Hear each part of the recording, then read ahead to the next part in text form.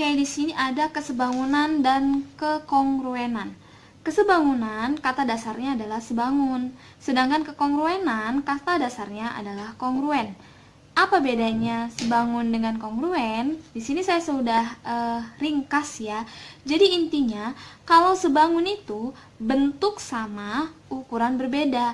Apanya yang sama? Bentuk bangun datarnya. Karena di kesebangunan dan kekongruenan itu kita akan membandingkan dua bangun datar. Nah, jadi maksudnya di sini bentuk bangun datarnya sama, ukuran bangun datarnya berbeda. Itu disebut dengan sebangun.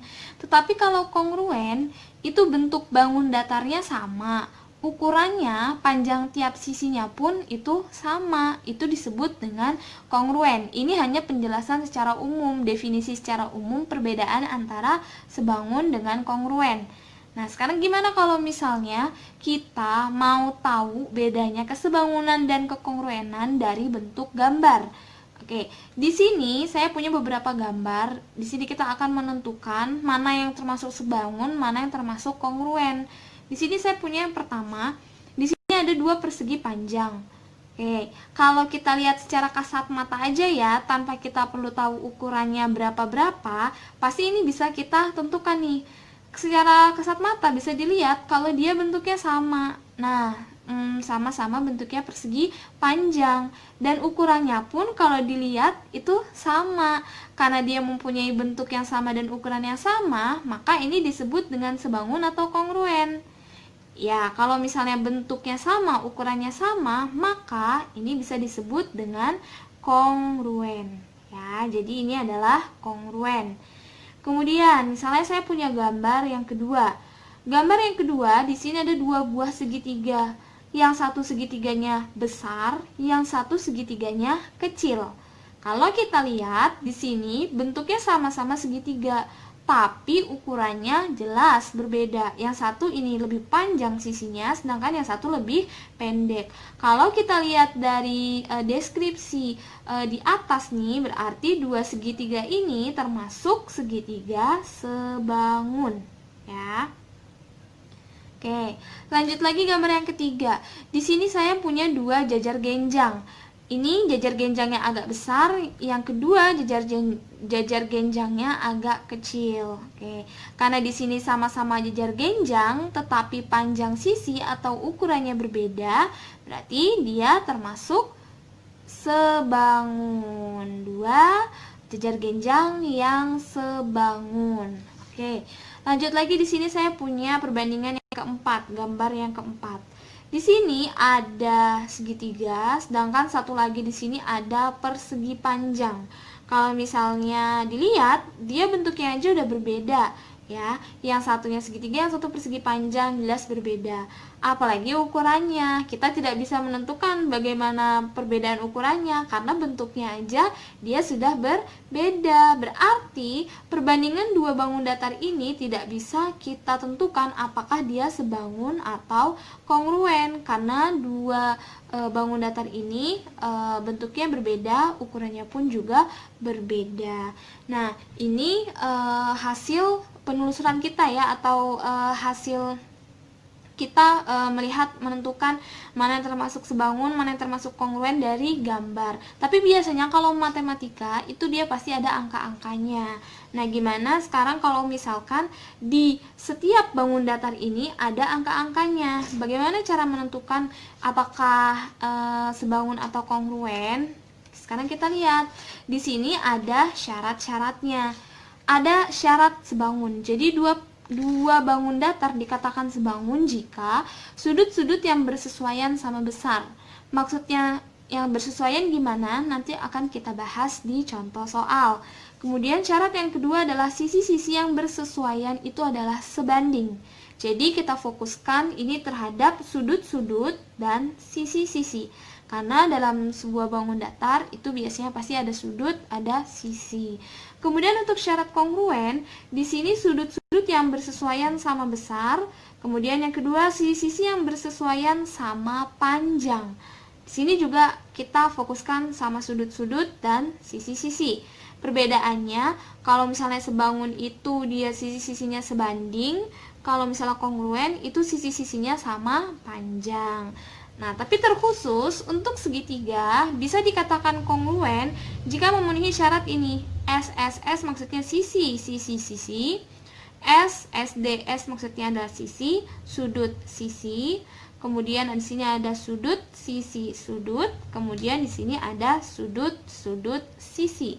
Nah, bagaimana cara pengaplikasian soal yang dimana sisi-sisinya itu sudah diketahui angka-angkanya? Kita akan bahas latihan soalnya ya.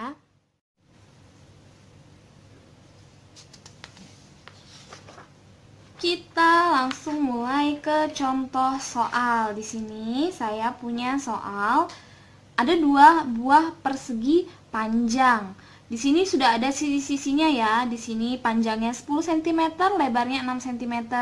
Terus persegi panjang yang kedua, panjangnya 5 cm, lebarnya 3 cm. Pertanyaannya, apakah persegi panjang ABCD sebangun dengan persegi panjang PQRS? Oke, kalau misalnya kita lihat tanpa kita lihat angka-angkanya panjang ataupun lebar, sebenarnya segitiga ini dia sebangun. Sebenarnya ini persegi panjang ini adalah sebangun. Kenapa saya sebut sebangun? Karena dia sama-sama bentuknya persegi panjang, tapi ukurannya berbeda. Nah, tapi tadi kalau misalnya dia sudah ada angka-angkanya di masing-masing sisi, maka harus kita buktikan. Pembuktiannya tadi kan ada 2. Ada yang dengan sudut, ada yang dengan sisi. Oke, di sini karena dia bentuknya persegi panjang itu sudutnya sudah pasti dia 90 derajat ya. Berarti di sini siku-siku. Di sini juga sama yang persegi panjang yang kedua, di sini bentuknya siku-siku semuanya. Oke, sekarang kita jawab di bawah tadi syaratnya. Kita akan koreksi ya, syarat sebangun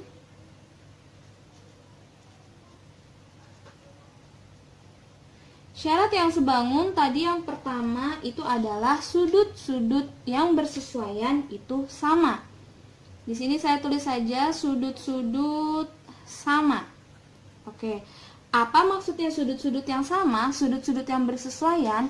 Kita lihat, di sini kan dia bentuknya sama nih persegi panjangnya ya. Jadi memanjangnya itu di bawah. Sekarang sudut-sudut yang bersesuaian, misalkan saya punya yang pertama itu adalah sudut A. Sudut A, dia bersesuaian dengan sudut P, berarti sama dengan sudut P.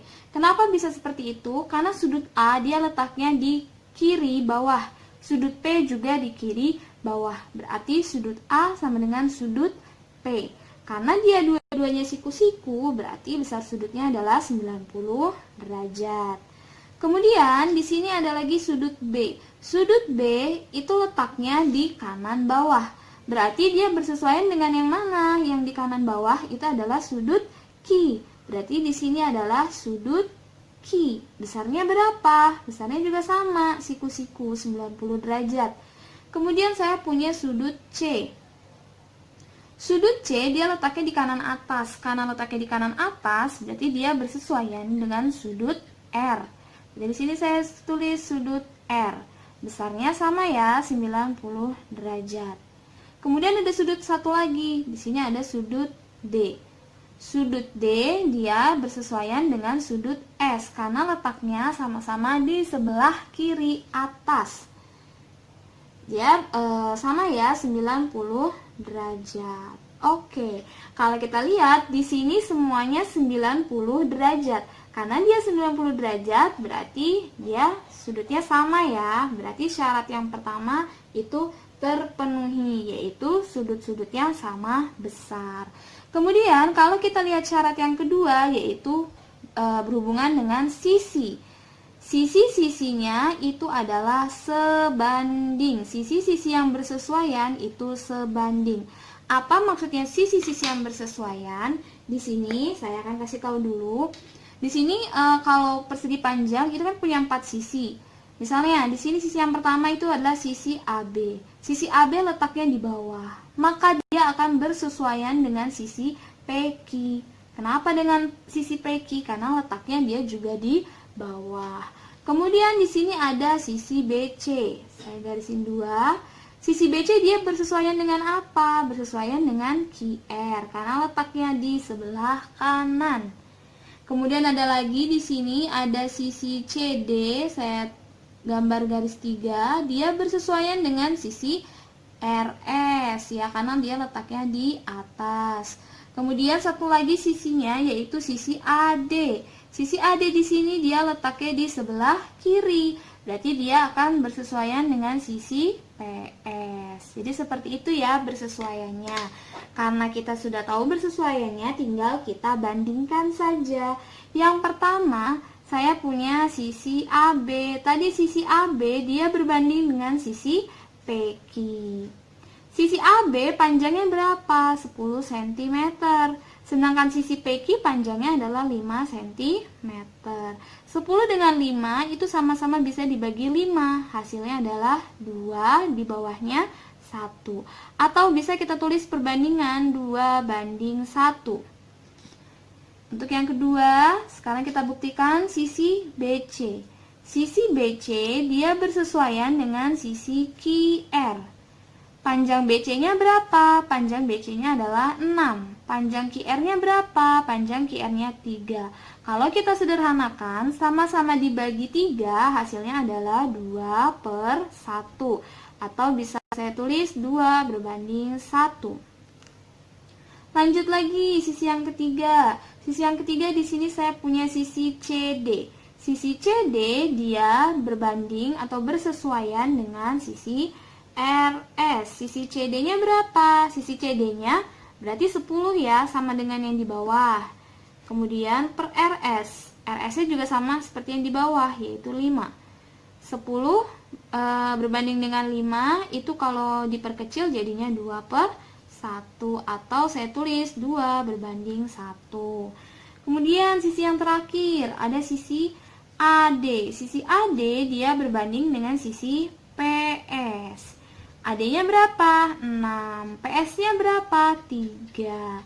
Kalau diperkecil jadinya 2/1. Jadinya 2:1. Oke, sisi-sisinya semuanya adalah sebanding. Berarti dia memenuhi syarat yang kedua. Nah, karena memenuhi 2 syarat dari kesebangunan, berarti di sini kesimpulannya adalah persegi panjang ABCD sebangun. Ya, sebangun dengan persegi panjang apa? Sebangun dengan persegi panjang PQRS. Nah, jadi untuk nomor 1 kesimpulannya adalah sebangun. Lanjut kita ke soal yang nomor 2. Di sini soalnya nomor 2 ada 2 buah segitiga. Pertanyaannya adalah tentukan panjang EF. Nah, di sini soalnya diketahui segitiga ABC. Nah, simbol seperti ini adalah simbol kongruen. Ya. Jadi sama dengan terus ada garisnya di atas, itu adalah simbol kongruen. Diketahui segitiga ABC kongruen dengan segitiga DEF. Tentukan panjang EF. Panjang EF-nya yang ini ya, saya simbolkan dengan X aja lah. Oke. Di sini kalau kita lihat, sebenarnya ini disebut kongruen. Kalau kongruen itu kan dia ukurannya sama ya. Oke, tadi kan kongruen itu sama bentuknya, terus juga ukurannya sama. Berarti ini sebenarnya segitiga yang pertama sama segitiga yang kedua ini bentuknya sama, ukurannya sama. Cuma kalau kita lihat ini kayak agak diputer ya. Jadi sebenarnya ini hanya diputer aja gambarnya. Pertanyaannya adalah tentukan panjang EF. EF ini di sini kan ya. Pasti di sebelah sini ada sisi yang dia posisinya sama seperti EF. Oke. Di sini sebelumnya kita kan ngomongin kongruen ya. Di sini saya akan tulis dulu karena di sini kita ngomongin kongruen. Tadi syarat kongruen adalah sudutnya sama besar, sudut sama besar. Kemudian kalau sisi dia sama panjang. Sisi sama panjang. Oke. Yang pertama ini adalah sudut.